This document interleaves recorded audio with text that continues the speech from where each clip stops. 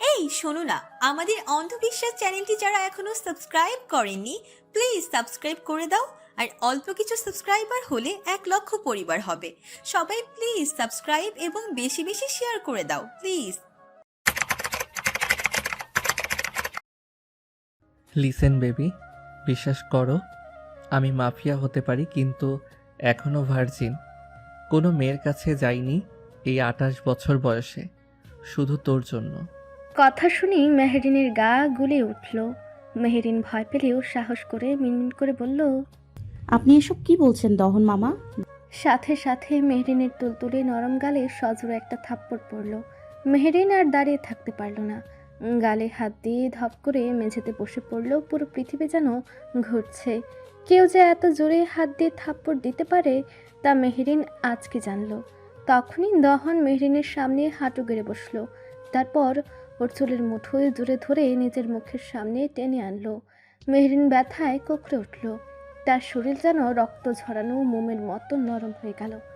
দহনের চোখ লাল, রাগে জমে থাকা সমস্ত আবেগ যেন তার ভেতরে একটি জ্বলন্ত আগুনের মতো দাউ দাউ করছে। ফর্সা মুখটা লাল হয়ে উঠেছে রাগ আর উত্তেজনার মিশ্রণে। কপালের শিরা উপশিরা ভেঙে ভাঙা মনে হচ্ছে। গলার রগ পর্যন্ত স্পষ্ট, যেন সে প্রতিটি শ্বাসে রাগকে মেলাচ্ছে। তারপর দহন দাঁতে দাঁত চেপে ধরে বলল, আমি আব্রাহাম তালুকদার দহন। তোর কোন কালের মামা লাগি? আমি কি তোর নিজের নানির পেটের ছেলে?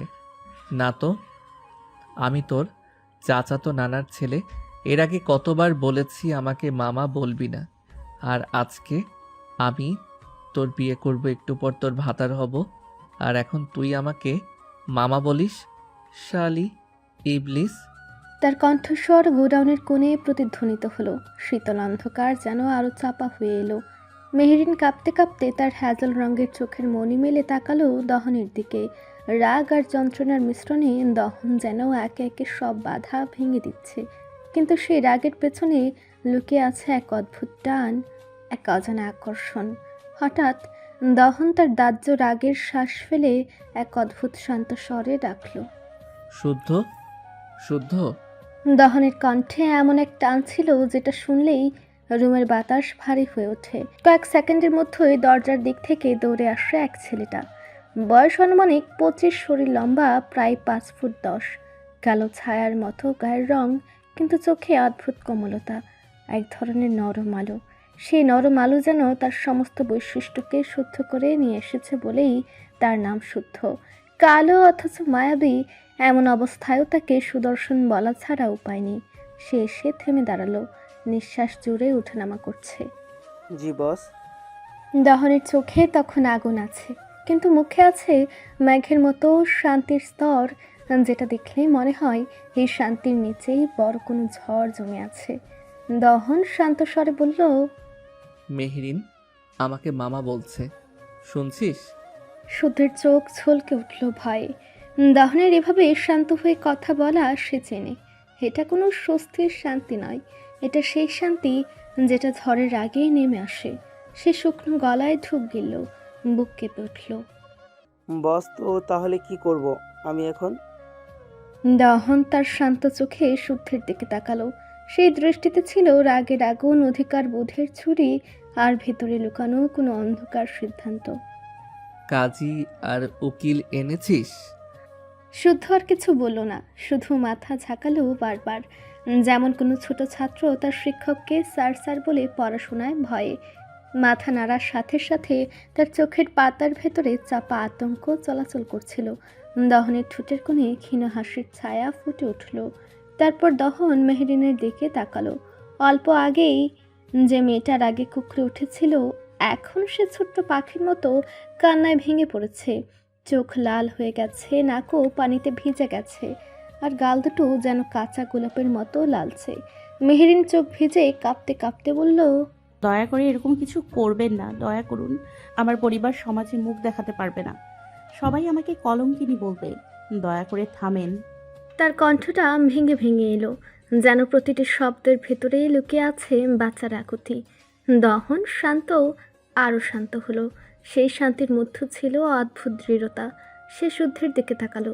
শুদ্ধ মাত্র এক নজরেই বুঝে গেল দহনের চোখের ইশারা। কিছু বলার দরকার নেই, সে হঠাৎ দৌড়ে বেরিয়ে গেল।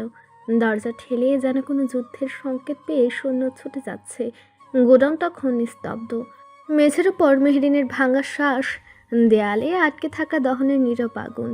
হঠাৎ দহন মেহরিনের কবজি ধরে এক ঝটকায় তাকে কোলে তুলে নিল। মেহরিন বিস্ময় আর আতঙ্কে শ্বাস আটকে ফেলল। না দহন মামা, ছাড়ুন। দহন তাকে চেয়ারের উপর বসিয়ে দিল যেন সে কোনো ভঙ্গুর জিনিস। মেহরিনের পুরো শরীর কাঁপছে, শুধু ভয় নয়, ভবিষ্যতের অনিশ্চয়তার। দহন তার পাশের চেয়ারে ধীরে বসল। নীরবতা কিছুক্ষণ দীর্ঘ হয়ে গোডাউন আঁকড়ে ধরল। তারপর দহন খুব নিচু স্বরে ফিসফিস ভঙ্গিতে বলল, আমি কোনো পাপ করছি না মেহেরিন জানেমান। যা করছি তা হালাল হারাম কিছু না।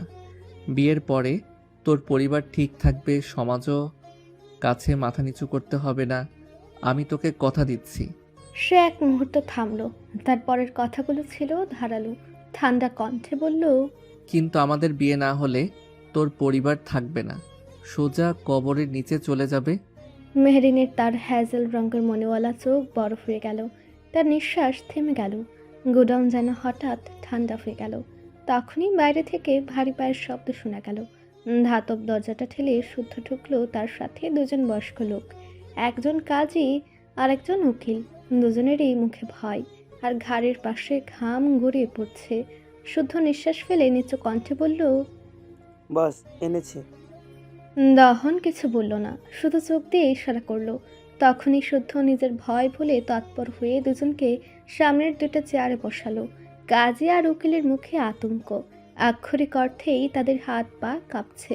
কারণ আব্রাহাম তালুকদার দহন, এই নাম শহরের কোনো গলিতে উচ্চারণ করলে রাতের বাতাস থমকে যায় আর অনেকের বুকের ভেতর ঢেউ ওঠে।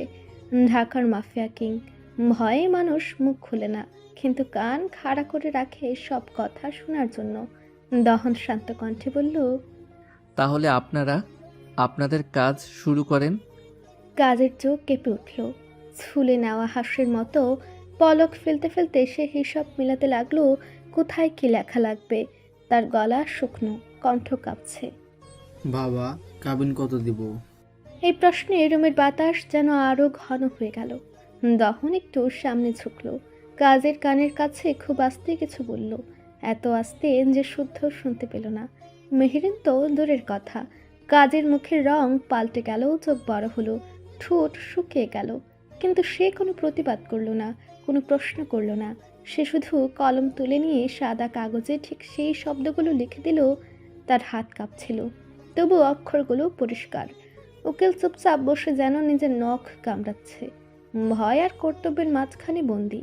কাজী সাহেব কাগজের কাজ শেষ করে কাপা গলায় বলল, মা কবুল বলো। শব্দগুলো যেন গোডাউনের ভেতর ঘন ধোঁয়ার মতো ঘুরে বেড়ালো। মেহরিন তখন ছোট্ট, আতঙ্কিত, অসহায়। তার মুখের রং মিলিয়ে গেছে, ঠোঁট কাঁপছে, চোখে দিশেহারা ভয়। সে মুখ খুলল কিন্তু শব্দ বের হয় না। তার হৃৎপিণ্ড যেন বুকে নয়, গলার ভেতরে ধাক্কা মারছে।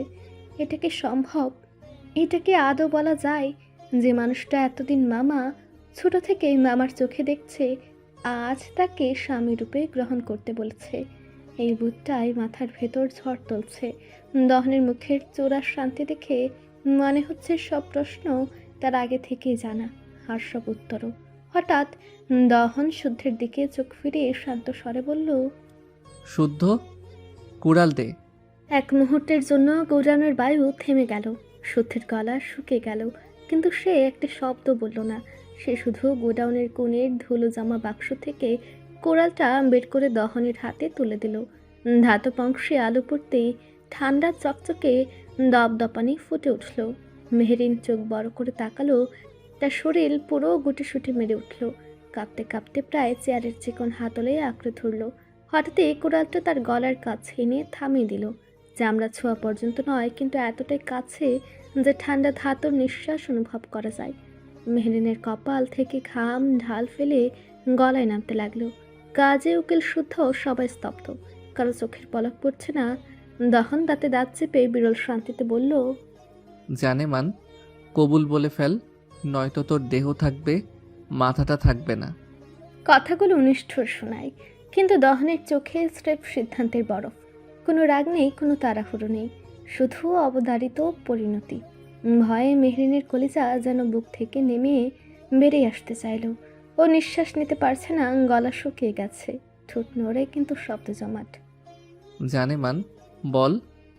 এবার সে শান্ত নয়, একটু রুক্ষ, একটু কঠিন, আর পুরোপুরি সিদ্ধান্তের কণ্ঠ। মেহরিন চমকে উঠল, তার শরীর কাঁপছে, ঠোঁট শুকিয়ে গেছে, চোখের নিচে পানি জমে আছে, কিন্তু মুখে কোনো শব্দ আটকে আছে। অবশেষে সে কাপা শ্বাসের ফাঁকে বলল, কবুল। শব্দটা খুব ক্ষীণ, কিন্তু সবাই শুনে ফেলল। কাজী সাহেব হাতের কাগজে দৃষ্টি আটকে রেখে কাপা গলায় বললেন, মা 3বার বলতে হবে। মেহেরিন চোখ বন্ধ করল, দুফোঁটা পানি গলা হয়ে ঝরে পড়ল, আর বাকিটা যেন ছুরি হয়ে বেরিয়ে এলো। কবুল, কবুল। দহন আস্তে করে কোড়ালটা নিচে নামিয়ে মেঝের পাশে রেখে দিল, যেন যুদ্ধের শেষে অস্ত্র নামিয়ে রাখা হয়। তারপর কাজে কিছু বলার সুযোগই পেল না আর। তার আগেই দহন নিজেই স্পষ্ট কণ্ঠে বলল, কবুল, কবুল, কবুল। কাজের গলা আরও কেঁপে উঠল। বিয়ে সম্পূর্ণ। উকিল তখনই ব্যাগ থেকে রেজিস্ট্রেশন পেপার বের করে দুজনের দিকে এগিয়ে দিল। মেহরিনের হাত কাঁপছে এমনভাবে যে কলম ধরতেই আঙুল ফসকে যাচ্ছিল, চোখ দিয়ে টপ টপ পানি পড়ছে, প্রতিটি অশ্রু যেন স্বাক্ষরের আগেই চুক্তির শিল হয়ে যাচ্ছে। অবশেষে সে সাইন করলো, ধীরে রেখা টলে, কিন্তু শেষ পর্যন্ত এবারও দহন দ্রুত সাইন করলো, যেন এই দৃশ্য যত দ্রুত শেষ করা যায় ততই ভালো। দহন তখন চেয়ারে হেলে বসে শান্ত, তার মুখে কোনো হাসি নেই, কোনো উল্লাসও নেই, কেবল স্বস্তির মতো কিছু, আর মালিকানার ঘন ছাপ। এরপর শুদ্ধ এগিয়ে সে ধীর সুরে বলল, এদেরকে যেখান থেকে এনেছিস সেখানেই রেখে আয়। কথাটা শুনতেই কাজে আর উকিল লাফ দিয়ে প্রায় দাঁড়িয়ে গেল। তাদের মুখে এখনো আতঙ্ক, কিন্তু সাথে বড় মুক্তির নিঃশ্বাসও। শুদ্ধ চোখ দিয়ে ইশারা করতেই তারা মাথা নিচু করে বাইরের পথে চলে গেল। শুদ্ধ পিছন পিছন বেরিয়ে গেল দরজার দিকে। গোডাউনের ভারী দরজা আবারও ধীরে ধীরে বন্ধ হয়ে গেল। দহন মেহরিনের দিকে তাকিয়ে দেখা এখনো কাঁদতে থাকে, তাই দহন ঠান্ডা স্বরে বলল, কিছু কান্না রাতের জন্য রেখে দে। জানেমান, এখনই সব শেষ করে দিলে রাতে কি কাঁদবি? মেহরিনের চোখ ব্যথায় ভিজছে, কিন্তু এবার চোখে শুধু ভয় নয়, সেখানে ঘৃণা, গভীর কাটা মতো ঘৃণা। সে ঠোঁট চেপে রাগের দৃষ্টি তুলে বলল, লজ্জা করে না নিজের ভাগ্নিকে বিয়ে করতে, তার ওপর এসব অসভ্যের মতো কথা বলতে? দহনের চোখে ক্ষণিকের আগুন ঝলসে উঠল, কিন্তু সে হুট করেই রাগ চাপা হাসির মতো শ্বাস নিল, নিজেকে থামালো, নিজেকে সামলালো। তারপর দাঁতে দাঁত চেপে মেহরিনের দিকে ঝুঁকে এলো, এতটাই কাছে যে তার গলার নিঃশ্বাসের উষ্ণতা মেহরিন অনুভব করতে পারে। তারপর নিচু কিন্তু শব্দ ধারালো বলল, প্রথমত, আমি কোনোদিন তোকে ওইসব শাওয়ার চোখে দেখিনি। আর দ্বিতীয়ত, বিয়ের পরে বউকে শুধু এসব কথা কেন? বউয়ের সাথে একই বিছানা শেয়ার করে অনেক কিছু করতেও আমার লজ্জা করবে না? দহনের কথাগুলো যেন আগুন হয়ে মেহরিনের কানে বাজল। লজ্জার ভয়ে তার মুখ লাল হয়ে ওঠে, কান দুটোতে যেন গরম ধোঁয়া বেরোতে থাকে। নিজের সব শক্তি জড়ো করে সে দহনকে ধাক্কা দিল, কিন্তু দহন একটু নড়ল না, যেন সে কোনো মানুষ না, পাহাড়ের মতো শক্ত বেষ্টনী। মেহরিনের কণ্ঠ কাঁপছিল, তবু সে বলল, আমাকে বাড়ি যেতে দিন প্লিজ, আমি বাড়ি যাব। আম্মু আব্বু আমার জন্য চিন্তা করবে। কলেজ থেকে দুপুর 1টায় যাওয়ার কথা ছিল, এখন কত দেরি হয়ে গেছে, যেতে দিন প্লিজ। তার চোখের কোণে জল চিকচিক করে উঠল, যেন ভয় আর অসহায়ত্ব দুটোই সেখানে ঘুরপাক খাচ্ছিল। দহন আরও একটু ঝুঁকে মেহরিনের মুখের কাছে আনলো নিজের মুখ। দুজনের মুখের মাঝে আর 1 ইঞ্চি দূরত্ব নেই, দুজনের ঠোঁট ছুঁই ছুঁই। দহনের ঠোঁটের কোণে বাঁকা হাসি ঝুলে আছে, সেই হাসিতে আরও বেশি ভয় পেয়ে গেল মেহরিন। তারপর দহন গম্ভীর কণ্ঠে, ঠান্ডা কণ্ঠে বলল, এখন আর তুই শিকদার বাড়ির মেয়ে না জানেমান, তুই এখন তালুকদার বাড়ির বউ, তাই তোকে তালুকদার বাড়িতেই থাকতে হবে। দহন কথা শেষ করে ধীরে ধীরে উঠে দাঁড়ালো। তার আচরণে এমন এক নিরশক্ত শক্তি, যেন সিদ্ধান্ত নিয়ে ফেললেই পৃথিবীর আর কিছু তাকে আটকাতে পারে না। মুহূর্তের মধ্যেও মেহরিন উঠে দাঁড়ালো, চোখ ভিজে উঠেছে, ঠোঁট কাঁপছে। তারপর সে হঠাৎ দহনের পায়ে লুটিয়ে পড়ে আঁকড়ে ধরে বলে উঠল, এভাবে করবেন না দয়া করে প্লিজ, আমি এখানে মরে যাব। যা হয়েছে সব ভুলে যান, আপনি আপনার মতো।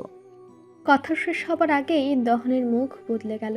একটু দেরি না করে সে মেহরিনের বাহু ধরে দাঁড় করালো, আর পরের মুহূর্তেই চর শব্দটা যেন ঘরের দেয়ালে লেগে ফিরে এলো। মেহরিনের মাথা এক পাশে কুঁচকে গেল, চোখ দুটো বিস্ফোরিত। সে কিছুই বলতে পারল না, শুধু নিঃশ্বাস বন্ধ হয়ে এলো। তার দুই গালে আগুনের মতো লাল 5টা করে আঙুলের ছাপ ফুটে উঠেছে। 10টা আঙুলের চিহ্ন যেন বিচার হয়ে দাঁড়িয়ে আছে। মেহরিনের চোখে জল নামবে কিনা সে বুঝতে পারল না। সে স্তব্ধ, তার কাঁপানো থেমে গেছে, যেন শরীরটা নিজেই বোবা হয়ে গেছে। এরপর আর কোনো সতর্কতা ছাড়াই দহন তার বাহু চেপে ধরল। গ্রিপ এতটাই শক্ত যে মেহরিনের হাতের শিরাগুলো টান টান হয়ে উঠল।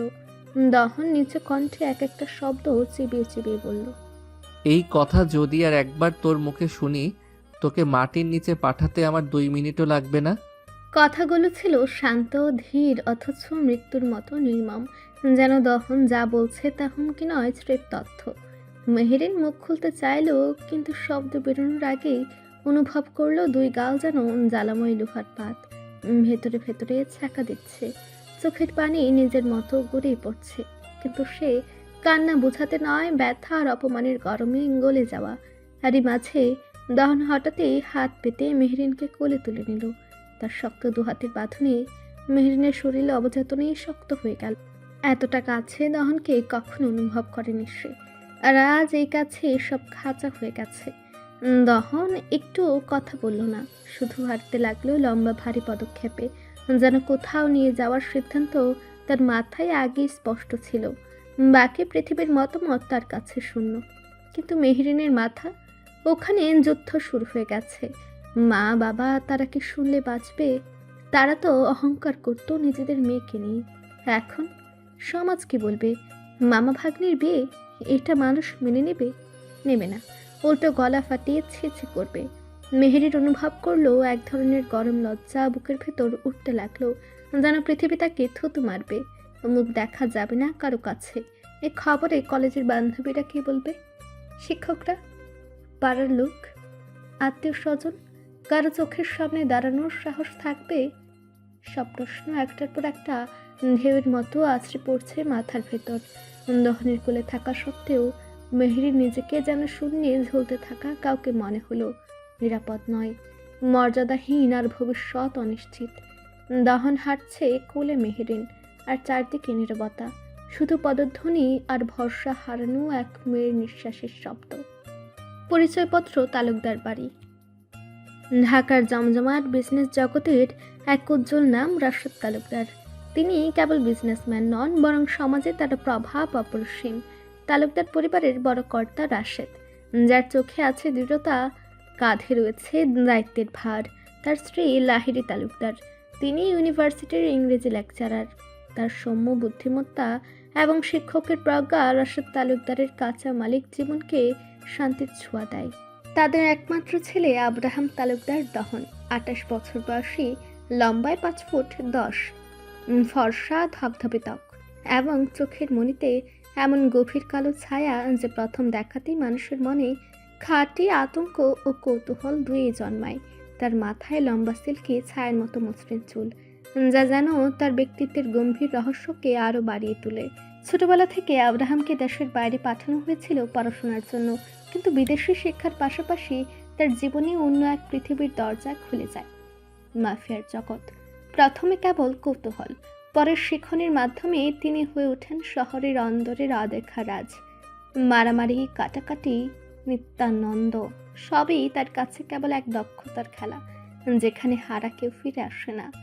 আবশ তার পেছনে আছে এক কালো অতীত।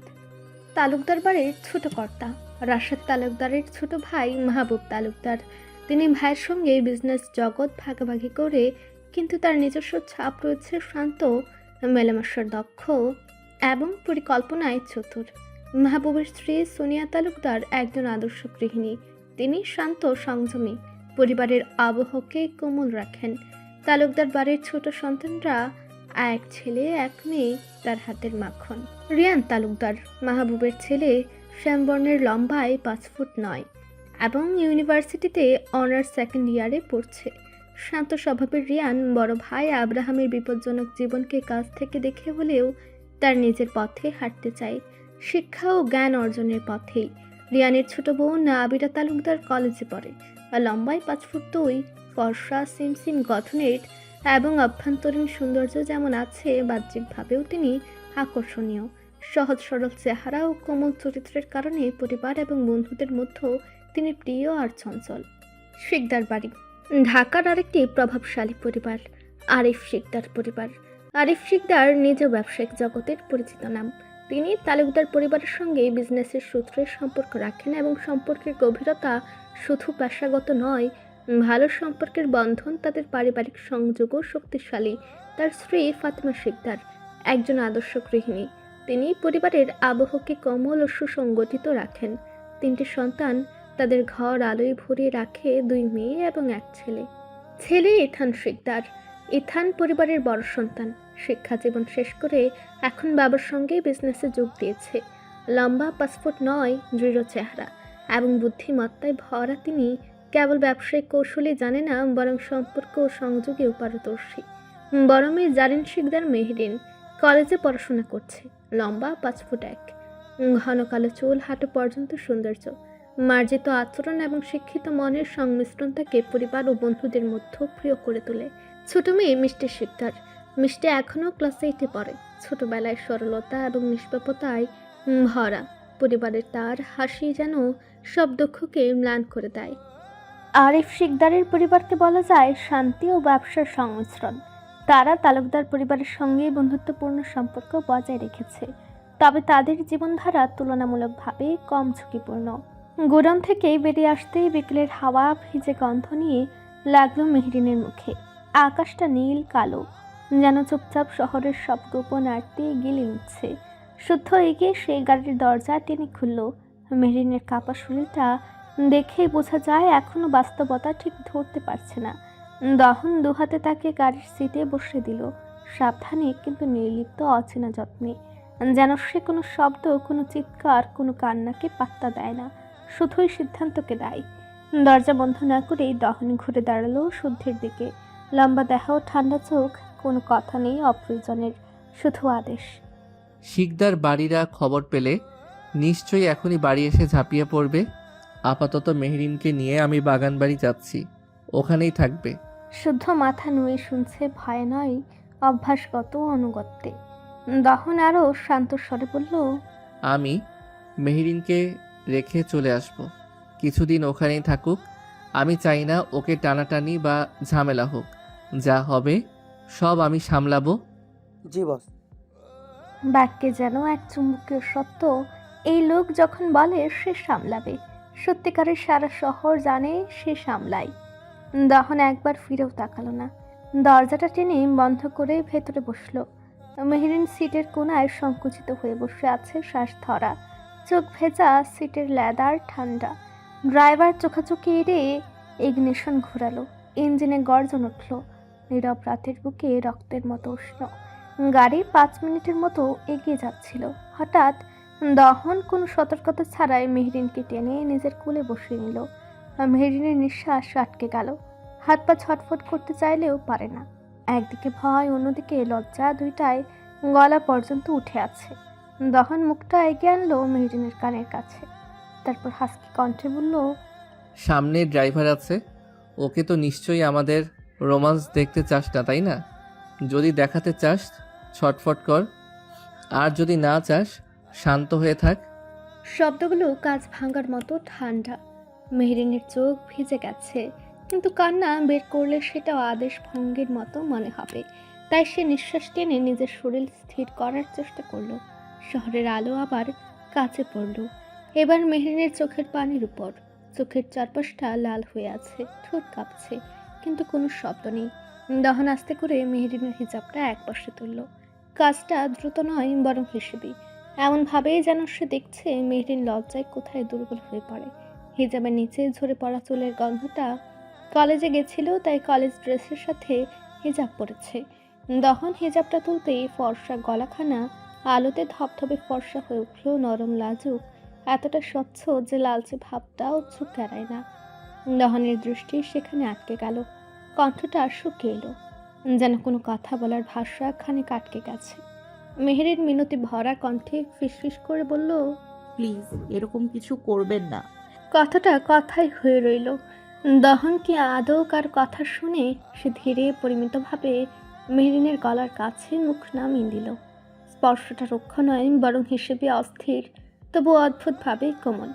অপ্রস্তুত মেহরিন হঠাৎ কেঁপে উঠল, পুরো শরীরটা যেন অজান্তে ইশারা দিল, ভয়েরও, লজ্জারও আর অচেনা অনুভূতিরও মিশ্রণ। শ্বাসের শব্দও বদলে গেল, নিঃশব্দ কান্না আর তমাটকে রাখা লজ্জার মাঝামাঝি কিছু।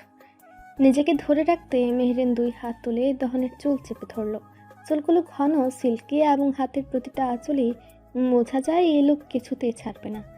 দহন শুধু গলায় মুখ গুজে থামল না, বরং ছোট্ট ছোট্ট চুমু এঁকে দিতে থাকে শতখানেক।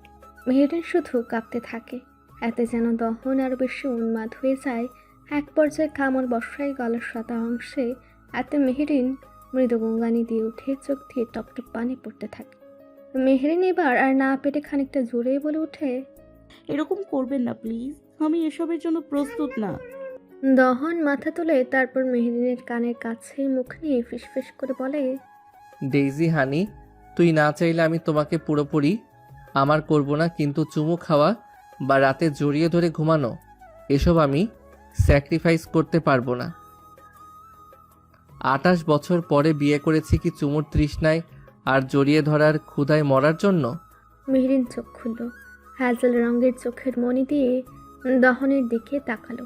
ভয়, লজ্জা আর অদ্ভুত কৌতূহল সব মিশে। এই মানুষটা কি পাগল? মনে কেঁপে ওঠে প্রশ্নটা। কেউ কি চুমু খাওয়া আর জুড়ে ধরার জন্য মনে যায় নাকি? কান্নার ভেতরেও সে প্রশ্ন জোড়া পায়। মনের কোণে একটি অদ্ভুত গর্জন, ভয়, লজ্জা আর বাস্তবতার সঙ্গে লড়াই সব মিলিয়ে মিশে গেছে। হঠাৎই গাড়ি থেমে গেল, ইঞ্জিন বন্ধ হয়ে যায়, শহরের শব্দ দূরে ফিকে হয়ে আসে। দহন ধীরে মেহরিনের হিজাব ঠিক করে দিল। গাড়ির দরজা খুলে একজন বডিগার্ড দাঁড়ালো, শান্ত এবং অচল। সে দমনশীল চোখে দেখছে, কেউ কিছু বলতে সাহস পাবে না।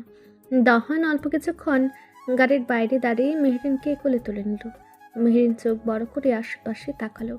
অচেনা অন্ধকার আর হালকা আলো, সব মিলিয়ে যেন নতুন কোনো জায়গা, যা সে আগে কখনো দেখেনি।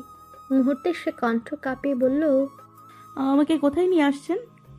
আমার বাগান বাড়িতে। দহন বাড়ির প্রধান দরজা পেরিয়ে ডাইনিং রুমে ঢুকতেই মেহরিন চোখ বড় করে তাকালো।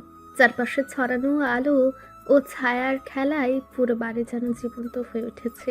নজরে পড়ল সাদা মার্বেল, মেঝে এত ঝকঝকে যে মেহরিনের ছাপ যেন সোনার মতোই ঝলমল করছে। ফার্নিচার বড়, কিন্তু নীরবতা বজায় রেখেছে। রুমের কোণায় দাঁড়িয়ে আছে 5 জন মেয়ে, সাজানো পোশাকে নিঃশব্দে নিচের দিকে তাকিয়ে। দহন ধীরে ধীরে সিঁড়ি দিয়ে উঠতে লাগলো। মেহরিন শুধু চমকে চেয়ে দেখছে। প্রতিটি ধাপ যেন তার মনে ভয় আর বিস্ময় দুয়ের মিশ্রণ ছড়াচ্ছে। এত বড় বাড়ি, মনের ভেতর অজান্তে প্রশ্নগুলো ঘুরছে। উপরের তলায় পৌঁছাতেই বেডরুমের দরজা খুলে ভেতরে ঢুকতে মেহরিনের চোখ বিস্ময় বড় হয়ে গেল। রুমটা এত বড় যে প্রথমে মনে হলো ফুটবল খেলার মাঠ। দেওয়াল, মেঝে, আসবাব সবই কালো, তবু যেন রাতের মতোই রহস্যময় ও অপূর্বভাবে সুন্দর। কিছু আলো কাচের ফাঁক দিয়ে ঢুকছে এবং কালো রঙের সঙ্গে মিলিয়ে অদ্ভুত এক রোমান্স তৈরি করছে। দহন মেহরিনকে আস্তে মেঝেতে দাঁড় করালো। তারপর এক হাতে কাভার থেকে বের করলো একটি সবুজ রঙের সিল্ক শাড়ি, হালকা উজ্জ্বল, লম্বা আর স্পর্শে অদ্ভুত নরম। দহন সেটে মেহরিনের দিকে এগিয়ে দিল। সঙ্গে সঙ্গে মেহরিন নাক মুখ কুচকে কৌতূহল কণ্ঠে জিজ্ঞেস করলো, আপনি আরও মেয়ে নিয়ে এই বাড়িতে আসেন তাই না? সঙ্গে সঙ্গে মেহরিনের গালে থাপ্পড় বসালো দহন। মেহরিন নিজের গালে হাত রেখে ফুঁপিয়ে কেঁদে উঠল। গালের লাল দাগ, চোখ ভেজা, ঠোঁট কেঁপে উঠছে। সব মিলিয়ে আতঙ্ক আর লজ্জার এক অভূতপূর্ব মিশ্রণ। দহন হাতে থাকা শাড়িখানা বিছানায় ছুঁড়ে মেরে মেহরিনের 2 হাত শক্ত করে ধরে তাতে দাঁত চেপে বলল, তোর মনে কেন এমন হলো? আমি কি আরো মেয়ে নিয়ে এই বাড়িতে আসি, তাই তো? আপনি কাবার থেকে শাড়ি বের করলেন তাই ভাবছি, কারণ আপনি তো আর শাড়ি পরবেন না। এই কথায় যেন দহনের রাগের আগুনে আরো জ্বালানি যোগ করলো। সে মেহরিনের বাহু আরো শক্ত করে ধরলো। মেহরিন ব্যথায় চোখ এবং মুখ কুচকে ফেললো। নিঃশ্বাস আটকে গেল। দহন দাঁত চিবিয়ে কণ্ঠে হালকা তীব্রতা। এই জন্যই মানুষ বলে মেয়েদের বুদ্ধি হাঁটুর নিচে। বলেই দহন এক ধাক্কা দিয়ে মেহরিনকে পেছনে সরে দিল। মুহূর্তের জন্য মেহরিন কয়েক ধাপ পেছনে সরে গেল। চোখ বড়, শরীর কেঁপে উঠছে। দহন তখন ব্যাডে পড়ে থাকা শাড়ি তুলে ধরল মেহরিনের হাতে, রাগী কণ্ঠে বলল, তাড়াতাড়ি ফ্রেশ হয়ে আয়। মেহরিন না যেয়ে ওইভাবেই দাঁড়িয়ে থাকে। দহন তা দেখে কপাল কুঁচকে বলে, তুই কি মিন করতে চাইছিস আমি তোর জন্য ফ্রেশ করিয়ে আনবো? আমার কোনো প্রবলেম নেই। বলি দহন তার দিকে ধীরে ধীরে এগিয়ে আসতে লাগলো। মুহূর্তের জন্য মনে হলো রুমের বাতাস ভারী, সময় থমকে আছে। হঠাৎ মেহরিন আর এক মুহূর্তও দাঁড়ালো না। নিঃশ্বাস ভেঙে সে দৌড়ে ওয়াশরুমের দিকে ঢুকে গেল। দহন তা দেখেই থমকে রইল, কিন্তু রাগ ও উত্তেজনার মাঝে তার ঠোঁটে এক বাঁকা হাসি ছড়িয়ে পড়ল। তারপর ফিসফিস করে আওড়ালো, আমার কিউট ডেইজি হানি। তারপর দহন সোফায় বসে গা এলিয়ে দিল। ঠিক সেই মুহূর্তে দহনের ফোন বেজে উঠল। রিংটোন বাজলো। দহনের রিংটোন হলো এটা, মুর্শিদ আমার হুজুরের শাহ। কি মহিমা জানে, গলার মালা বানায়া ধীরে ধীরে টানে। আল্লাহ আজব কারিগর, দমে দমে লোক খবর। প্রেমের চাবি দিয়ে খুলো হৃদয়ের তালা। শব্দগুলো রুমে ভেসে এলো। দহন নিঃশ্বাস নিয়ে ফোন বের করলো। স্ক্রিনে বড় বড় অক্ষরে লেখা শুদ্ধ জান্স। দহন চোখ মটকানো অবস্থায় ফোনের দিকে তাকালো, তারপর ফোন ধরে কানে দিল। সঙ্গে সঙ্গে উপাস থেকে শুদ্ধ কিছু বলছে। দহনের চোখ কাচের মতো তীক্ষ্ণ হয়ে গেল। এক মুহূর্তের জন্য সময় যেন থমকে গেল। দহন দ্রুত ফোন ধরে শুদ্ধের কথার দিকে মনোযোগ দিল। কোনো শব্দ না শোনার মতো, কিন্তু চারপাশের বাতাসে চাপের ছায়া বেড়ে গেল। কিছুক্ষণ স্থির থাকার পর সে নিঃশব্দে উঠে দাঁড়ালো। রুম থেকে বেরিয়ে প্রতিটি ধাপ যেন আগুন ছোঁয়ানো লোহার মতো শক্তিশালী। তালুকদার বাড়ি। ফাতেমা শিকদারের মা বাবা নেই, তাই রাশেদ তালুকদার মেয়েটিকে তার নিজের মেয়ের মতো দেখেন। আজ মেহরিন বাড়ি ফিরে আসে না, তাই ওরা সবাই তালুকদার বাড়িতে উপস্থিত হয়ে জানিয়েছে। তা শুনে তালুকদার বাড়ির সবাই অস্থির হয়ে আছে। ফাতেমা শিকদার কান্না করতে করতে কাপা কণ্ঠস্বরে ফিসফিস করে বলতে থাকে, আমার মেয়েটা কোথায় গেল? আল্লাহ, ওর সাথে তো খারাপ কিছু হয়নি তো? তখনই আবিরা দৌড়ে যেয়ে ফাতেমা শিকদারের পাশে বসে তাকে জোরে ধরে কাপা কণ্ঠে বলল, আপু, চিন্তা করো না, মেহেরিনের কিছু হবে না, ও ঠিক আছে। এভাবে আর কতক্ষণ বসে থাকবো? আমার বোনকে পাওয়া যাচ্ছে না, পুলিশে জানাতে হবে, ওরা নিশ্চয় খুঁজবে। বাড়িটা নিঃশব্দ হয়ে গেল। সবাই চুপচাপ ইথানের দিকে তাকিয়ে আছে, কিন্তু ভয় ও উৎকণ্ঠা যেন বাতাসে ভেসে চলেছে। ঠিক সেই মুহূর্তে পেছন থেকে ধীরে স্থির কণ্ঠে কেউ বলল, কাউকে কোথাও যেতে হবে না, মেহরিন ঠিক আছে। সবাই চমকে ঘুরে পেছনে তাকালো। দরজার কাছে দাঁড়িয়ে আছেন দহন, শান্ত ধীর পায়ে, কিন্তু চোখে অদ্ভুত আভা, যেন পুরো বাড়িতে তার। রাশেদ তালুকদারের কণ্ঠে স্থির রাগ, চোখে বিস্ময়। মেহরিন ঠিক আছে মানে তুমি জানো ও কোথায়? দহন শুধু ধীরে হাঁটতে থাকলো, তার ধাপ নীরব কিন্তু শক্তিশালী। তারপর কণ্ঠে ঠান্ডা কিন্তু শক্তিশালী এক ঘোষণা, আমি মেহরিনকে বিয়ে করেছি। হলরুমের বাতাস যেন থমকে গেল। চোখের সামনে এক বিস্ময়, মুখমণ্ডল কঠিন, হাত অচল। সবাই যেন হুচট খেয়ে রইল। এমন মুহূর্তে রাশেদ তালুকদারের চোখে রাগের আগুন। সে নিজের সর্বোচ্চ শক্তি খাটিয়ে দহনের গালে থাপ্পড় মেরেছিল। শুধু শোরগোল নয়, পুরো ঘরে প্রতিধ্বনি ছড়ালো। দহন না চুপ হলো, না হেসে ফেলল। একটু ধীর চিত্রে তার চোখের নিচে ছোট্ট দাগ। একরকম উত্তেজনা, একরকম অধিকার। রাশেদ তালুকদার হঠাৎ চিৎকার করে উঠল, গলায় তীব্র রাগের আগুন জ্বলে উঠেছে। বেহায়া ছেলে, লজ্জা করে না ভাগ্নিকে বিয়ে করতে? বাড়িটা কেঁপে উঠল রাশেদের কণ্ঠে। সবাই স্থির, চোখ বড়। দহনের দিকে তাকিয়ে এই মুহূর্তে কেউ কোনো শব্দ বলতে সাহস পায় না। দহন স্থির, চোখে ঠান্ডা, আর ঠোঁটে হালকা বাঁকা হাসি। ধীরে যেন সে শুধু সময় নিচ্ছে। তারপরে বলল, আজব, লজ্জা করার কি আছে? বিয়ে করে কেউ লজ্জা পায় নাকি? আমার তো একটু লজ্জা হলো না। এমন কি, আমি তো চুমু খেলাম, তবু একটু লজ্জা হলো না? বিশ্বাস করুন, সামনে আরও অনেক কিছু করব, তবুও একটু লজ্জা করবে না? আমার তো ভালোই লাগলো, আর সামনে আরও ভালো লাগবে। রাশেদ তালুকদার চিৎকার করে ওঠে, গলার শিরা ফুলে ওঠে। চুপ করো, কী সব বলছো তুমি? এ কথা মুখে আনো কিভাবে? বাড়ি নিস্তব্ধ, যেন আকাশের বজ্র চিৎকার করে থেমে গেছে। ঠিক তখনই ফাতেমা শিকদার এগিয়ে আসে, চোখ লাল, মুখ ফ্যাকাশে, দেহ কাঁপছে, তবু দাঁড়ালো দহনের সামনে। তুমি মজা করছো তাই না? এরকম কিছু হতে পারে না। তুমি আমার ভাই লাগো, এসব কিভাবে সম্ভব? ড্রয়িং রুমের সবাই তাকিয়ে আছে, অবিশ্বাস ছাড়া আর কিছু নেই। দহন ঠোঁটের কোণে সেই পরিচিত বাঁকা হাসি তুলল, চোখে কোনো পাপ বোধ নেই, কোনো ব্যাখ্যার তাড়া নেই। তাতে কি? তুমি তো আর আমার আপন বোন লাগো না, আর এখন তুমি আমার শাশুড়ি লাগো। শব্দগুলো যেন থাপ্পড়।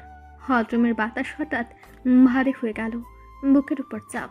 ফাতেমার চোখ ছলছল করে উঠল, ঠোঁট কাঁপছে। এক মুহূর্ত থেমে সে হঠাৎ কেঁদে দিয়ে বলল, আমার মেয়েটাকে ফিরিয়ে দাও। আমি আর কিচ্ছু চাই না, শুধু মেহেরিনকে চাই। আমি আমার মেয়েকে নিয়ে অনেক দূরে চলে যাব, আর কখনোই তোমার সামনে আসবো না। দহন হাত পকেটে রেখে উদাস ভঙ্গিতে বলল, আজব, আমার বউ কেন ফিরিয়ে দেব? আর তাছাড়া দুপুর থেকে এখন পর্যন্ত তোমাদের মেয়ে আমার সঙ্গেই ছিল, তো বুঝতে পারছেন তো আমি ঠিক কী বোঝাতে চাইছি? ঘর নিস্তব্ধ, বাক্যগুলো ইঙ্গিতের চেয়ে বেশি কিছু, কিন্তু দহন সে বেশি অংশটি বলার দরকারই মনে করল না। ঠিক তখনই ইথান দাঁত চেপে এগিয়ে এলো, রাগে গলা কাঁপছে, চোখে আগুন, হাতে ফোপালো শক্তি। সে দহনের শার্টের কলার দু হাত দিয়ে শক্ত করে ধরে বলল, আমার বোনকে দিয়ে দে, নয়তো ভালো হবে না বলছি। দহন স্থির, কোনো ভয় নেই, কোনো তাড়াহুড়ো নেই, শুধু চোখে ক্ষুদ্র একটা তাচ্ছিল। সে হাসলো ধীরে, নির্লিপ্তভাবে। আরও রিল্যাক্স ভাগনা, নাকি সম্বন্ধী বলবো, কোনটা? শব্দগুলো আগুনে পেট্রোল ঢালার মতো। ইথানের মুখ আরো লাল হয়ে গেল। আমার বোনকে কোথায় রেখেছিস বল? তার কণ্ঠে হুমকি নেই, আছে উগ্রতায় ভরা অসম্ভব রাগ। দহন এবার নিজেই কলার থেকে ইথানের হাত সরিয়ে ফেলল। কোনো যুদ্ধ নেই, কোনো জোর নেই, কেবল কর্তৃত্ব। তারপর তালুকদার বাড়ির সবার দিকে তাকালো, হাওয়াও যেন থেমে গেল। গম্ভীর কণ্ঠে দহন বলল, তোমরা সবাই যতদিন না মেনে নিবে ততদিন পর্যন্ত মেহরিনের খোঁজ পাবে না। কথাখানা বলে দহন আর এক মুহূর্ত দাঁড়ালো না। নিজস্ব ভঙ্গিতে অহংকারের মতো ভারী পায়ের শব্দ রেখে বাড়ি থেকে বেরিয়ে গেল। গেটের বাইরে গাড়ির দরজা বন্ধ হওয়ার শব্দটি যেন তালুকদার বাড়ির বুকে বাজ পড়ার মতো। ঘর জুড়ে মুহূর্তেই নীরবতা। তারপর আরিফ শিকদার হঠাৎ বুকে হাত চেপে ধরল, চোখ বড় বড় হয়ে উঠল, নিঃশ্বাস ভারী। তারপর ধপ করে সোফায় বসে পড়ল। আব্বা। ইথান ছুটে এলো, আবিরাও দৌড়ে গেল, ফাতেমা তো কেঁদেই ফেলল। আল্লাহ, কি হলো, কি হলো? আরিফের মুখ মুহূর্তেই বিবর্ণ, ঠোঁট ফ্যাকাশে, কপালে ঘাম জমে উঠেছে, তার নিঃশ্বাস ভাঙা ভাঙা। ফাতেমা আমার মেয়ে। বলেই চোখ বুজে ফেলল। সবার মুখে আতঙ্ক। হাসপাতালে নিতে হবে। ইথান চিৎকার করলো। ইথান আর রিয়ান আরিফ শিকদারকে ধরে উঠালো। দরজার দিকে নিয়ে যাওয়ার সময় ফাতেমা ফুপিয়ে বলল, আমার মেয়েটা, আমার স্বামী। তার চোখে অশ্রু জলে ঝাপসা হয়ে গেল দুনিয়া। গাড়ির দরজা বন্ধ হওয়ার সাথে সাথে সাইরেনের মতো হুঙ্কার ছুটে বেরিয়ে গেল। লাল আলো না থাকলেও এবারের ভেতরে লাল সাইরেনে বেজে উঠেছে। পরিবারের সবাই ব্যস্ত, ভেঙে যাওয়া কিংবা রাগী অথবা অসহায়। কেবল একজন পুরোটা সময় চুপচাপ ছিল, লাহিড়ী তালুকদার। সে সোফার পেছনে দাঁড়িয়েছিল, হাত মুঠো করে, চোখে এক অদ্ভুত শূন্যতা। তার ছেলে, অথচ তার কিচ্ছু বলার অধিকার নেই। তার ছেলে, অথচ সেই ছেলেই তাকে মানুষ বলে মানতে পারে না। আর লাহিড়ীর চোখে তার নিজের ব্যথার প্রতিচ্ছবি ফুটে উঠল। একটা ভাঙা সম্পর্কের ইতিহাস, একটা বাবার অনাহুত অবস্থান এবং একটা সত্য। দহন তাকে সহ্যই করতে পারে না। যে মুহূর্তে আরিফ শিকদারকে নিয়ে গাড়ি গেট বেরিয়ে গেল, লাহিড়ী ধীরে ধীরে উঠে দাঁড়ালো। তার হালকা নিঃশ্বাস বেরিয়ে এলো, কিন্তু সেই নিঃশ্বাসে শব্দ নেই, শুধু ভাঙা গর্ব আর ভাঙা পিতৃত্ব। বাড়িটা পুরো নিস্তব্ধ। ভাঙা পরিবারের শব্দও আর জুড়ে বাজে না। রাত 9টা যেন অস্বাভাবিক নীরব। বাগানবাড়ির প্রতিটা কোণা কেবল বাতাসের শব্দে কেঁপে উঠছে।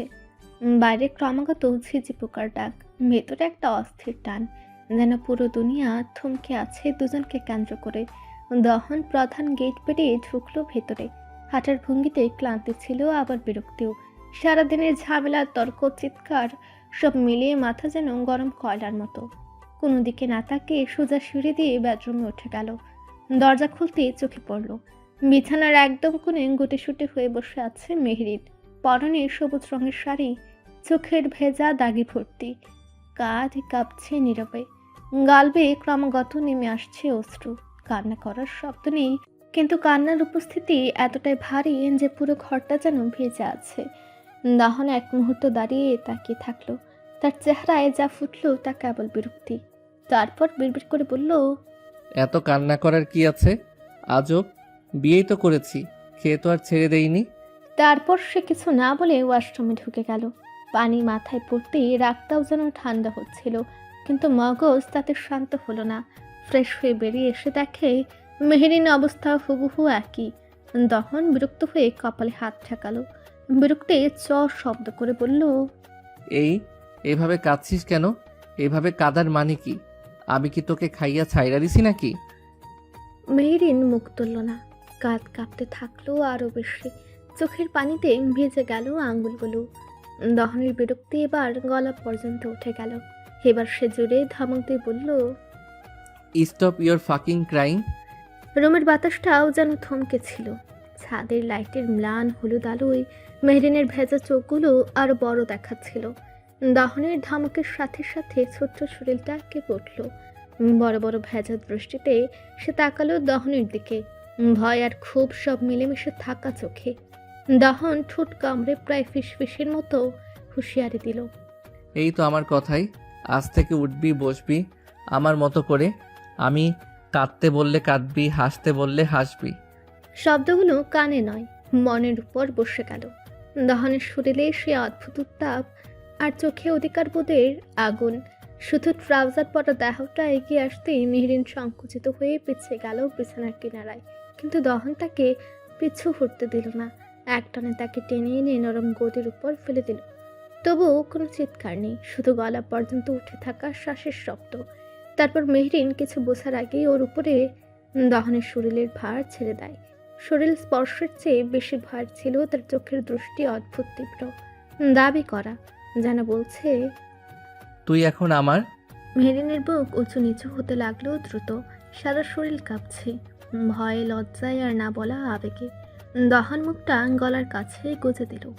উষ্ণ নিঃশ্বাসে যেন বুকে আগুন লাগলো তার, কিন্তু কোনো অশোভন কিছু নয়, বরং এমন এক নৈকট্য যা কথার চেয়ে বেশি দম বন্ধ করা। দহন শুধু মুখ গুজে দিয়ে শান্ত হলো না, তারপর খোঁচা খোঁচা দাড়ি দিয়ে ঘর্ষণ করতে থাকে। তার স্পর্শে ছোট্ট গায়ে যেন কাঁপুনি দৌড়ালো। ব্যথার ভয়ে চোখ মুখ খেঁচে নিল মেহেরিন। ওর পুরো শরীর কেঁপে উঠল, যেন পায়ের নিচের মাটি নড়ে গেছে। শ্বাস হালকা হয়ে এলো আর চোখে চঞ্চল আতঙ্ক। সে সরে যেতে চাইলেও তার ছোট্ট হাতগুলো বারবার দহনের বুক ঠেলে দূরে দিতে চাইল। ঠিক তখনই দহন বিরক্তি মিশানো হাসিতে ওর দুই হাত নিয়ে নিজের এক হাতের নিয়ন্ত্রণে টেনে নিল। আরেক হাত দিয়ে শাড়ির আঁচলটা গুছিয়ে রাখার বদলে স্রেফ অবহেলায় সরিয়ে দিল পাশে, কোনো শব্দ ছাড়া কিন্তু অর্থ পরিষ্কার রেখে। মেহরিন আতঙ্কে উঠে ফিস ফিস করলো, গলা কাপা, চোখ জলে ভরা। ছেড়ে দিন, আমার খারাপ লাগছে। কথাটা সেই অদ্ভুত নীরবতায় আরো তীক্ষ্ণ হয়ে শোনা গেল। দহন মুখ না তুলে ভারী কণ্ঠে বলল, চুপচাপ থাক, আর বাড়াবাড়ি করিস না, তাহলে না হওয়া বাসরটা করেই ফেলবো। আমি নিজেকে অনেক কষ্টে কন্ট্রোল করছি। দহনের হুমকিতে মেহরিন চুপসে গেল। তারপর আচমকা দহন মেহরিনের উষ্ঠদয়ে নিজের উষ্ঠদয় মিলিয়ে দিল। মেহরিন চোখ বড় বড় করে ফেলল।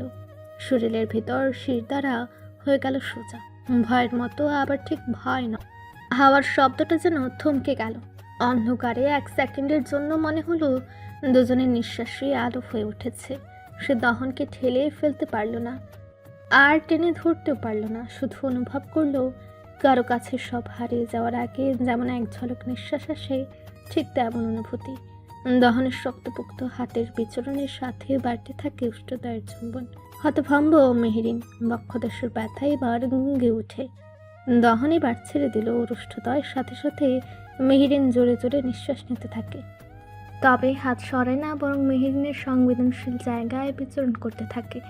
মেহেরিন সময় নিয়ে নিজেকে ঠিক করে, তারপর দহনের দিকে কাতর চোখে তাকিয়ে বলে ওঠে, এরকম কেন করছেন? আমি এসবের জন্য প্রস্তুত না। দহন ঠোঁট কামড়ে হেসে বলল, I can control my self. তাহলে আমাকে ছাড়ুন। দহন ছাড়ল না, বরং শক্ত করে আষ্টেপৃষ্ঠে জোরে ধরল মেহেরিনকে। তারপর গলায় মুখ গুজে রাশভারী কণ্ঠে বলল, তোকে 2 দিন সময় দিলাম, এর মধ্যে তুই আজাইরা চিন্তা বাদ দিয়ে রোমান্টিক মোডে এসে নিজের হাজব্যান্ডের সাথে রোম্যান্স করবি। নয়তো কিভাবে রোমান্টিক মুডে আনা লাগে তা আমার জানা আছে। তোর হাজব্যান্ড অনেক ধৈর্যশীল, তাই 2 দিন সময় দিল। আমার জায়গায় অন্য কেউ হলে আজকেই বাসর করে ফেলতো।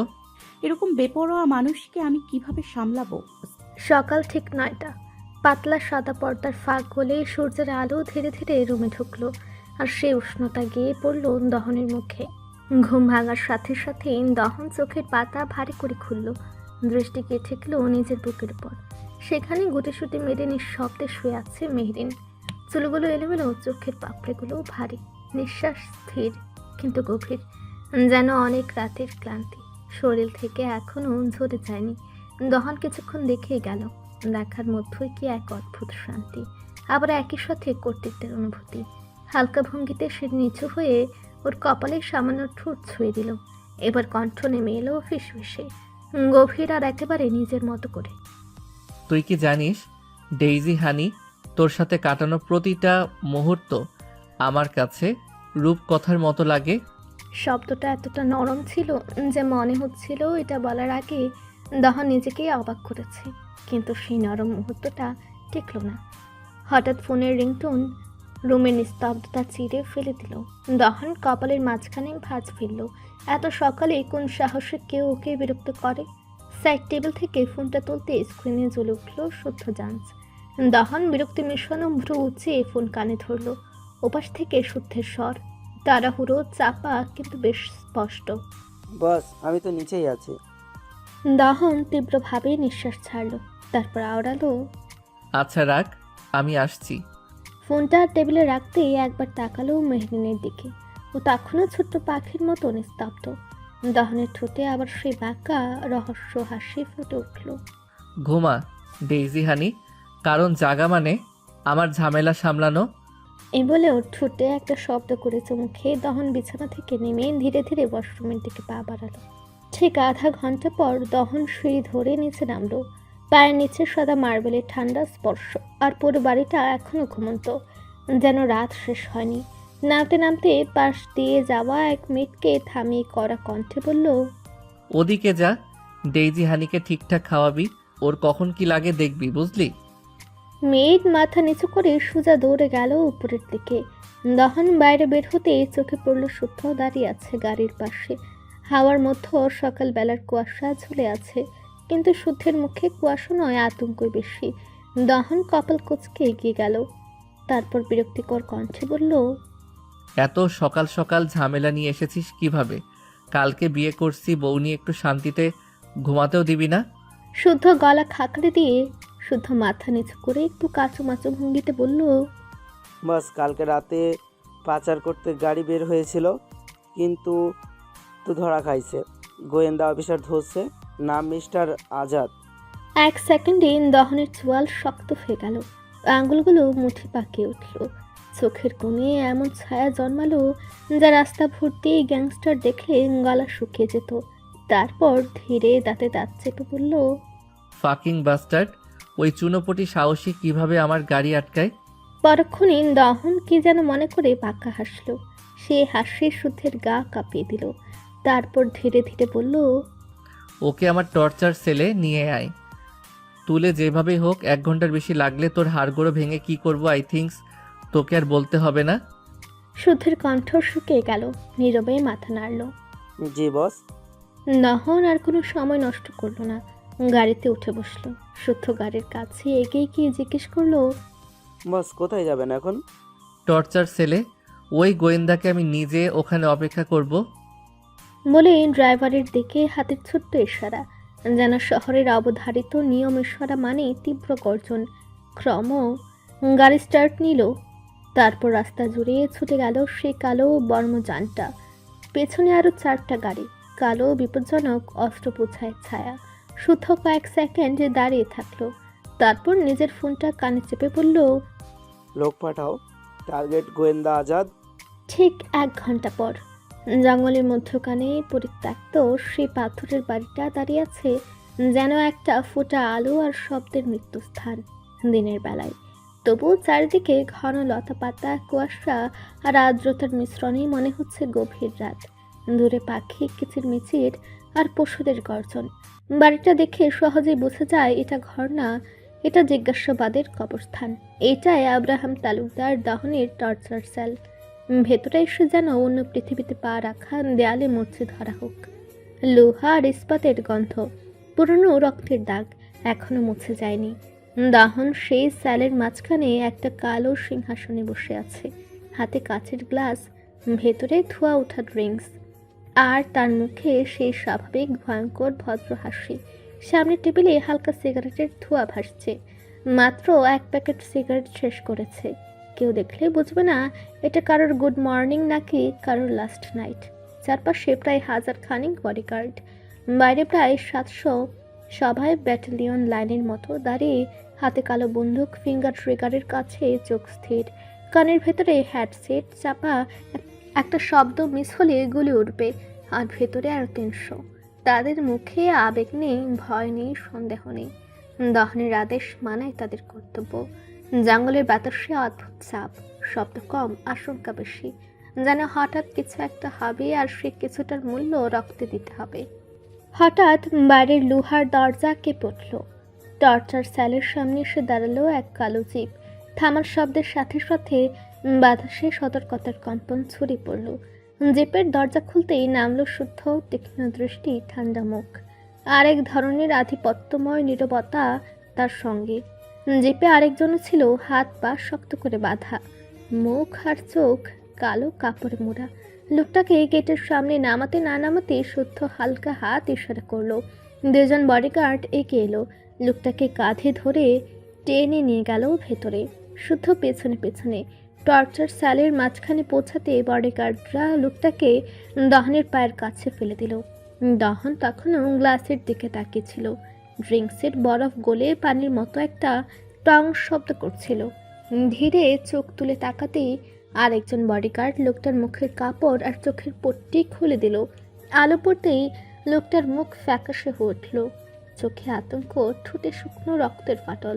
সে দহনের দিকে তাকালো, একবারে অসহায় মানুষের চোখ নিয়ে। দহন ঠোঁটের কোণে হালকা হাসি টেনে গ্লাসটা মুখের কাছে তুলল। বরফের ঠান্ডা চুমুক শেষে ধীরে স্পষ্ট আর একেবারে নিয়ন্ত্রিত কণ্ঠে বলল, ওয়েলকাম মিস্টার আজাদ। শব্দটাই যেন স্যালে প্রতিধ্বনিত হয়ে ফিরে এসে দেয়ালে লেগে ভেঙে গেল। একটা ভয়ানক খেলা শুরু যেন ঘোষণা করলো। আজাদের শ্বাস তখনও অগোছালো, গলা শুকিয়ে মনে হচ্ছিল যেন বালুর ডিবি গিলে ফেলেছে। কাপা কণ্ঠে কোনো রকমের শব্দ বের করলো, আমাকে কেন ধরে এনেছেন আর আপনারা কে? দহন সঙ্গে সঙ্গে উত্তর দিল না। বরফ ভরা ড্রিঙ্কসের গ্লাসটা টেবিলের উপর রাখতেই ঠাক করে একটা শুষ্ক শব্দ উঠল। শব্দটা যেন টর্চার সেলের বাতাস ছেড়ে লোকটার বুকের ভেতর ঢুকে গেল। আজাদ চমকে উঠল, কাঁধের হাড় যেন এক মুহূর্তে জমে গেল। দহন এক হাতে থুতনি ঠেকালো, আঙুলের ডগা থেকে ঠান্ডা অহমিকার স্রোত ঝরছিল। চোখ তুলে তাকালো আজাদের দিকে। সে দৃষ্টি কেমন যেন, একদিকে নিরাসক্ত, অন্যদিকে খরগোশের উপর শিকারের নিষ্ঠুর ছলনা। তারপর ধীরে, খুব ধীরে ঠান্ডা কণ্ঠে বলল, তুই নাকি কালকে আমার পাচারের গাড়ি আটকেছিলি? এক মুহূর্তে আজাদের চোখ বরফ হয়ে গেল। শরীরের ভেতরের রক্ত যেন পায়ের দিকে নেমে গেল। নিঃশ্বাস আটকে ছোট্ট একটা শব্দের সাথে বলল, তাহলে আপনার মানে আপনি সেই আব্রাহাম তালুকদার দহন? দহন ঠোঁটের কোণে এক ফোঁটা বাঁকা হাসি টেনে নিল। হাসিটা আনন্দ নয়, হাসিটা ছিল ঘোষণার মতো, নিশ্চিততা, আতঙ্কের সিলমোহর। আজাদের শরীর এবার কাঁপতে শুরু করলো সোজাসুজি। কাঁপুনি ছড়িয়ে উঠে বুকের ভেতরের হৃদস্পন্দন ধক ধক ধক ধক করে প্যাটে নেমে গেল। মনে হচ্ছিল একটা ভুল প্রশ্ন করেই বোধহয় নিজের মৃত্যুর সময়টা এগিয়ে ফেলেছে। চোখের পানি আর ঘামের মাঝের সীমানা বোঝার উপায় ছিল না। গলা শুকিয়ে কাঠ হয়ে গেছে, শব্দ আটকা পড়েছে শ্বাসে। দাহন ঠোঁটের কোণে সেই বাঁকা হাসি টেনে নিল। কণ্ঠে ছিল ধীরে ধীরে ছড়িয়ে যাওয়া তীক্ষ্ণ ত্বক কাঁপানো তাপ। ঠান্ডা কণ্ঠে বলল, ভালো চিনেছিস। আজাদের বুকের ভেতর এক অদ্ভুত চাপ পড়ল। শ্বাস নিতে গিয়ে মনে হলো গলা যেন কেঁপে উঠছে, হৃদয় যেন হালকা আঘাতের সাথে ধক ধক করে উঠছে। দহন বসা থেকে উঠে দাঁড়িয়ে তারপর ধীরে এগিয়ে আসলো। প্রতিটি পা যেন টর্চার সেলের ফ্লোরে তার পদচিহ্ন রেখে যাচ্ছে। চোখে ছিল সেই গভীর অবিকল অগ্নিশিখা, যা দেখার সাথে সাথে মনে হয় সব কিছু জমে গেল, স্থির হয়ে গেছে। একদম আজাদের কাছে এসে বলল, আমি অবাক হতে পারলাম না। তোর মতো একটা সামান্য চুনোপটি আমার পথের কাঁটা হতে পারছে। আজাদের বুক ধুকপুক করছে। শুধু ভয় নয়, মনের ভেতরে এক ধরনের অনুশোচনা ছড়াতে লাগলো।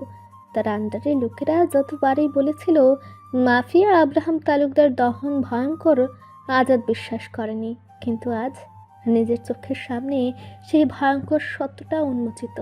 দহনের চোখে সেই রাজ্য শক্তির দম্ভ আবারও বলতে থাকে, তোদের দেশের আইন আমি ডান হাত দিয়ে কিনি বা বিক্রি করি, আর তুই একটা সামান্য গোয়েন্দা অফিসার হয়ে আমার পথের কাঁটা হোস। আমাকে এবারের জন্য ক্ষমা করে দিন, আমি আর কখনো আপনার পথে বাধা হব না। দহনের চোখে সে আগের অগ্নিশিখা জ্বলে উঠল। মুখে ফুটল এক পৈশাচিক হাসি, হাসি যা শোনার সঙ্গে সঙ্গে রক্ত জমাট হয়ে গিয়ে গলা আটকে দেয়। দহন ধীরে ধীরে ঘুরে দাঁড়ালো। কণ্ঠে সে গভীর আর শান্ত ভঙ্গিতে বলল, আমার ডিকশনারিতে ক্ষমা নামে কোনো শব্দ নেই। শব্দের পরে মুহূর্তে নীরবতা, শুধু বাতাস কেঁপে উঠছে। বডিগার্ডদের হাত কাঁপছে, আজাদের মন প্রায় ভেঙে পড়েছে। হঠাৎ দহন চিৎকার করে বলল, শুদ্ধ কুড়াল দে। শুদ্ধ জানতো দহন কোরাল চাইবে, তাই আগে থেকেই কোরাল নিয়ে দাঁড়িয়েছিল। দহন চাইতে দেরি হয়, ওর কোরাল দিতে দেরি হয় না। কোরাল হাতে নিয়ে কেউ কিছু বুঝে ওঠার আগে আজাদের ঘাড় বরাবর একটা কোপ বসায়। সাথে সাথে আজাদের ঘাড় থেকে মাথা আলাদা হয়ে লুটিয়ে পড়ে ফ্লোরে, আর দহনের পুরো মুখ রক্তে ভেজে যায়। অদ্ভুতভাবে তখন সেই রক্তগুলো জিহ্বা দিয়ে চেটে খেতে থাকে, কিন্তু কেউ অবাক হয় না। প্রায় মুখের অর্ধেক রক্ত খেয়ে ফেলে। তারপর দহন আজাদের বডিতে আরও কয়েকটা কূপ দিয়ে বলে, ভালো করে রান্না করবি, আজকে আর মাংস মনে হয় মজা বেশি লাগবে। সাথে সাথে দুজন বডিগার্ড আসে। এরা অন্যের পোশাকে দেখেই মনে হচ্ছে শুধু রান্নার জন্য রাখা। তারা আজাদের বডির কয়েক টুকরো নিয়ে রান্না করতে চায়। শুদ্ধ এসব দেখে আসছে অনেকগুলো বছর ধরেই, তাই এগুলোতে অভ্যস্ত। দহন যে কয়টা মানুষ মারে প্রত্যেকের মাংস রান্না করে খায়। প্রায় আধা ঘন্টা পর রান্না করে আনা হয়। দহন তা এমনভাবে খেতে থাকে যেন কোনো সাধারণ জিনিস খাচ্ছে। দহন একটু আগে বেরিয়ে গেছে টর্চার সেল থেকে, এখন একদম নীরব হয়ে গেছে। শুদ্ধ ধীরে ধীরে গাড়ির দিকে এগোতে শুরু করলো। তার পায়ে প্রতিটি ধাপ যেন কোনো অদৃশ্য সিম্ফনি বাজাচ্ছে। ঠিক তখনই শুদ্ধের ফোন বেজে উঠল। স্ক্রিনে নাম আবিরা। শুদ্ধ একটু থমকে গেল, তারপর ফোনটি তুলে ধরল। জি ম্যাডাম, বলুন। ফোনের ওপাশে আবিরার কণ্ঠ শুনে তার বুকের ভেতরে হঠাৎ ধকপক ধকপক, হৃদয় যেন ছোট ছোট ধ্বনি বের করছে। শব্দটা কেবল আবিরার কণ্ঠ না, বরং তার উপস্থিতি যেন বাতাসের মধ্যেও ঢুকে। আবিরা স্নিগ্ধ কণ্ঠে আস্তে করে বলল, আপনি জানেন ভাইয়া মেহেরিনকে কোথায় রাখছি? শুদ্ধ দাঁড়িয়ে কিছুক্ষণ চোখ মেলল না। তার নিজের হৃদয় একটু দ্রুতই চলছিল। তার মন জানে এই কথা বলা মানেই বিপদ। শেষে নিঃশ্বাস টেনে টেনে ধীরে ধীরে বলল, ম্যাডাম আমি জানি, কিন্তু বলা আমার জন্য নিষেধ। আবিরা ফোনের ওপাশে কিছুক্ষণ চুপ রইল। শুদ্ধের স্থির অচঞ্চল কণ্ঠ শুনে মনে হলো প্রায় সব কিছু তার উপর নির্ভর করছে। শেষে কণ্ঠ কাঁপতে কাঁপতে বলল, তাহলে তাহলে কি আর মেহেরিনকে বাড়ি আনবেন না? আনবো ম্যাডাম, কিন্তু একটু সময় লাগবে, পরিস্থিতি ঠান্ডা হলে। কথাগুলো তার কণ্ঠে শান্ত, কিন্তু পেছনে লুকানো ভয় বোঝা যায়। আবিরার চোখের সামনে যেন একটি দীর্ঘ অন্ধকার দিন কেটে যাচ্ছে। আবিরা ফিসফিস করে বলল, মেহেরিনের বাবার হার্ট অ্যাটাক হয়েছে, এটা একটু ভাইয়াকে বললে ভালো হয়। ফোন দিতে চেয়েছিলাম কিন্তু ভয় লাগছে। আচ্ছা ম্যাডাম। ফোনের ওপর শুয়ে আবিরার নিঃশ্বাস হাঁসফাঁস করতে লাগলো। শুদ্ধ তা বুঝতে পারলো, তবু না বোঝার ভান ধরে বলল, আর কিছু বলবেন ম্যাডাম? কিন্তু আবিরের মুখ থেকে শব্দ বের হলো না, শুধু শ্বাসের টান টান শব্দ। শুদ্ধ ধীরে ধীরে বলল, তাহলে ফোন রাখি। আচ্ছা। ফোন কেটে দিল। দ্রুত যেন এই মুহূর্তটা পেছনে ফেলে দিতে যাচ্ছে। শুদ্ধ ফিচেল করে হাসলো। হাসিটা নরম কিন্তু ভিতরে গভীর অনুভূতি ছড়াচ্ছে। তারপর ফিসফিস করে আওড়ালো, নিয়মিত ভালোবাসার গল্প শুনতে এবং পড়তে আমাদের অন্ধবিশ্বাস চ্যানেলটি সাবস্ক্রাইব করে পাশে থাকা বেল আইকনটি ক্লিক করুন। ধন্যবাদ সবাইকে।